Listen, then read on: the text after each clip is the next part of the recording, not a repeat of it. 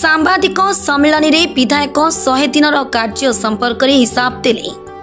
कटक जिला न्यायालय निर्वाचन मंडल विधायक छवि मल्लिक तांकर 100 दिन कार्य संपर्क में सांबादिक सम्मेलन माध्यम जनसाधारण को हिसाब देइछंती।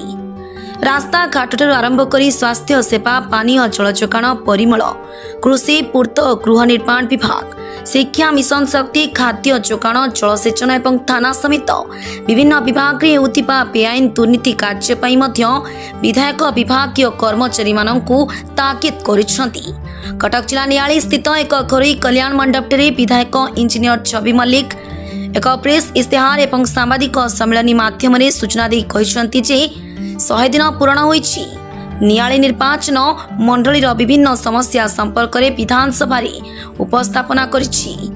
यार समाधान पे सरकार निकट में दाबी करिछि। दीर्घ वर्ष धरी मृत अवस्था तौला और छिंडा नदी समेत प्राची नदीर पुनरुद्धार लोकों जीवन जीविका माछ चाष हेब। छेना और पान चाषी उन्नति लगी पदक्षेप नियाजिबा लगी व्यवस्था होइछि। आउ मध्य एठारे थिबा स्वास्थ्य केन्द्र गुड़िकर समस्या समाधान दिगरे गुरुत्व दिया जाइछि। नियाली कंटापड़ा पारंग अंचल थिबा ग्रामीण हाटर समस्या दूर हेब। दीर्घ वर्ष धरी बिलासुणी कुंडी मुह ब्रिजर पूर्णांग हेबा पई खूब शीघ्र टेंडर करा जाई कार्य शेष हेब। ऐतिहासिक दोपटी मेलन पड़ियार विकास हेबा सह प्राचीन मंदिर गुड़िक संरक्षण उन्नतीकरण करा जिवो। जलारपुर ठारू पहंगा रास्ता निर्माण कार्य निम्न मानर होइथिबा संपर्क में पदक्षेप नियाजियो बोली विधायक श्री मल्लिक कहिसंती।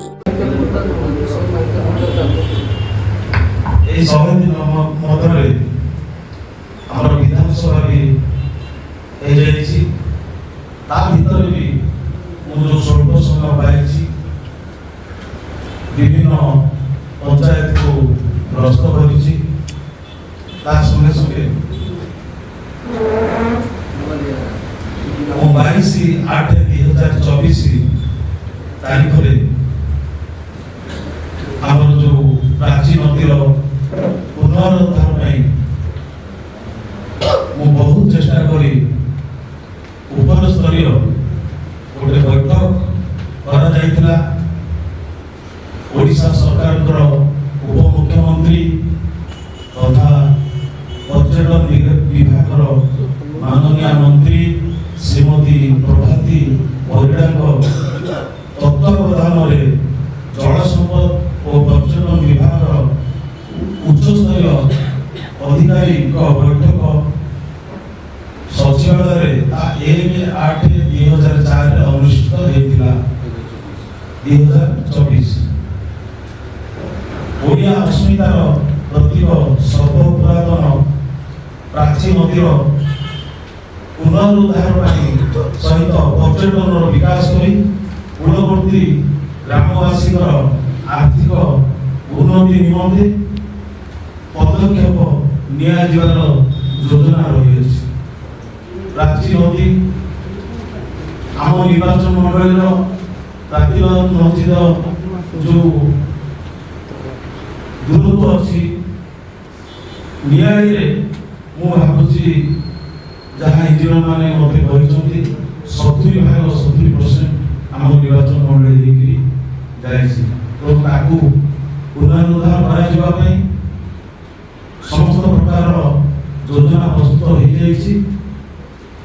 वर्षा कारण सर्वे होना सर्वे हम आम मुख्य प्रशासक पाखे आलोचना हो सारी प्राचीन नदीर पुनरुद्धार करने आरंभ योजना प्रस्तुत हो।